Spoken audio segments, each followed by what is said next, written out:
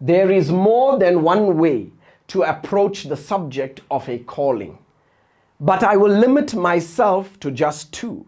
The first is a more cognitive than emotional, and the second is more emotional than cognitive. The first is not less personal, but just more objective, and the second is personal and very subjective.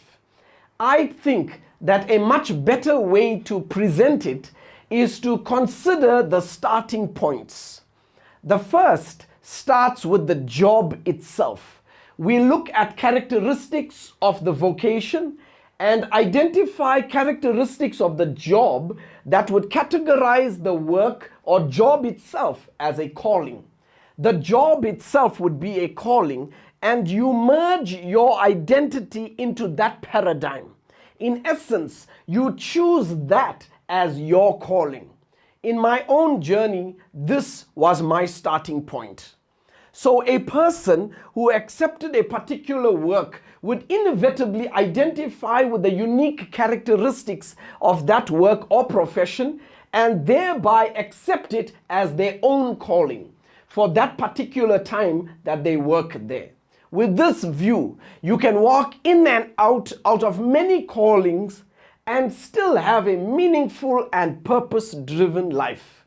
It is perceived as a station towards a destination, and for some, the station is the final destination, and for others, it is just a station, a significant and very important milestone towards their final destination. The second way is a very personal and subjective starting point. You start with you. I start with me.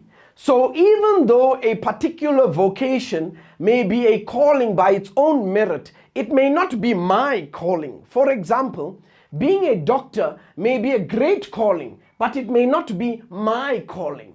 Being a teacher may be a noble calling, but not what you are called to be or to do. This view advocates the idea that you are wired a certain way to do a certain thing. You are predisposed, designed, and calibrated for a particular purpose. That would be your unique calling. And unless you find your unique calling, unless you find your perfect fit, you may be a wanderer who never settles down. My first book was based on the first premise and was directed to a very specific audience in mind, and now you know why. In other words, I wrote a book for police officers and another one for teachers. I wrote a book specifically for public servants, taxi drivers, and even garbage collectors, of course, individually. It was not a process to discover your calling because you were already in a calling, and the value of the book was to inspire you to live up to that calling, which increases employee engagement and performance outcomes as meaning is derived from that particular work. 3 years later, applying the Japanese management principle of Kaizen, or continuous improvement and incremental changes, led us to believe that a calling is actually a course. It is a path of life that one chooses. And because the world is diverse and dynamic at the same time, the opportunities to morph, to evolve and change is mind-blowing. Therefore, leading people and guiding them to embrace their calling in life should be more descriptive instead of prescriptive. Let us not undermine the prescriptive approach because it provides a framework and beacon for others outside that profession that they can use to codify their profession as a calling. So we were at a crossroad. Which approach is better? But since they were not in competition with each other, it was more a choice of because and instead of either or. This course is therefore designed on a blended convergence model that outlines a process, and if applied, then anyone, and that includes you and the person next to you, your family members, friends, and anyone will be able to discover their calling in life and not miss it. Because when you miss your calling, you don't just miss it, but you miss out on your life. So having a process is extremely important. In this regard, I studied extensively for 3 years and more after writing my first series, It's Not Just a Job, It's a Calling. I read extensively and interviewed more people to find a process. I read the works of many authors, including Barry Schwartz, Jeff Goins, etc. In fact, the understanding of the process, without reservation, I give credit to Jeff Goins as an example, and I hyphenate his work and give him sure credit and highly recommend his book, The Art of Work. Let me say, I had to milk many cows to make this cheese. You cannot come to this understanding on your own. Even the authors I quote read the same books I read as well. This is not a formula in the regular sense. It is a process. It is not just a destination, but a path to your destination. For most people, they will discover that for them, the path is the destination, and it is the most liberating experience of all. So this course is not for just anyone, but for everyone who want to find their calling and start living, starting today, instead of waiting to start living in retirement or regret it in a hospital bed. It is for people who have questions about their work and whether they really need to change or remain there.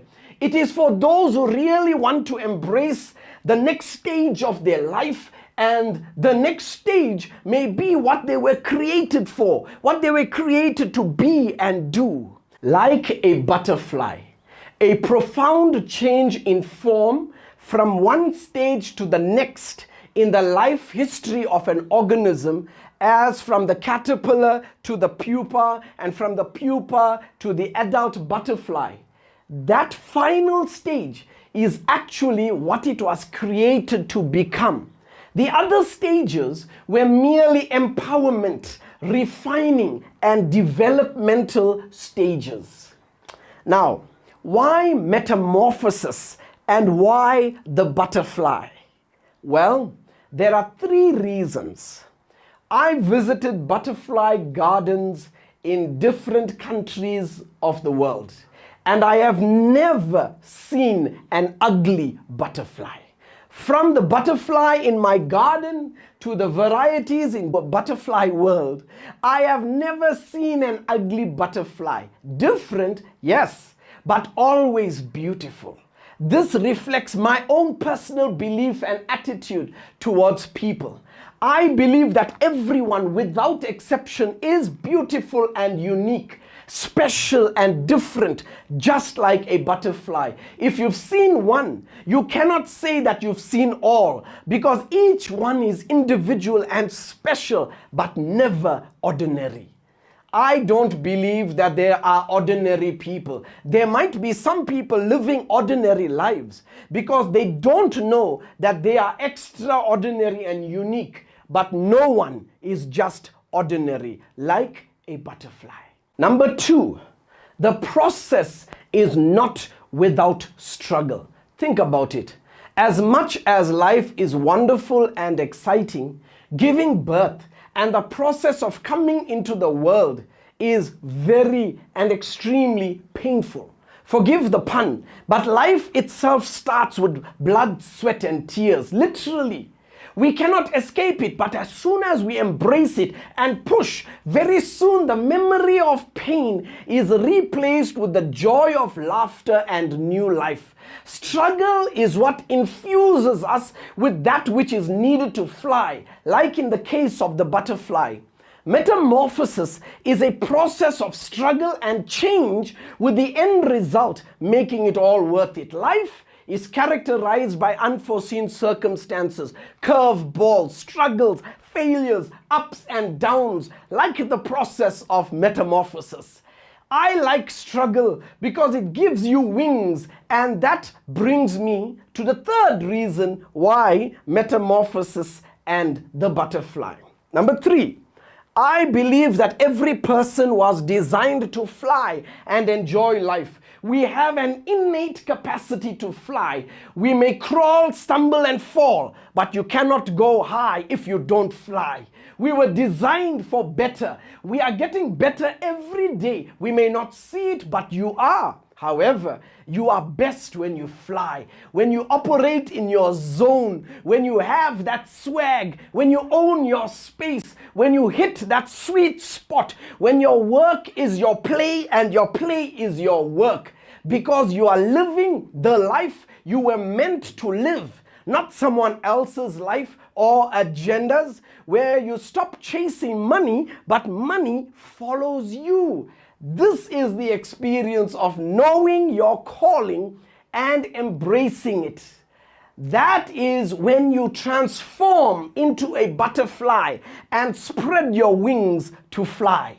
My name is Paul Charles, and I am the facilitator for the course Metamorphosis and author of the series I Am Called. This is a personal promise to you. When you view your work as a calling instead of just a job, you will be faced with a turning point in your life. It will be a defining moment for you and a paradigm shift. You will see your work differently. You will do your work differently. You will see your role differently and think about yourself differently. In other words, you will not just change with the change, but you will transform with the change, which is what metamorphosis is all about.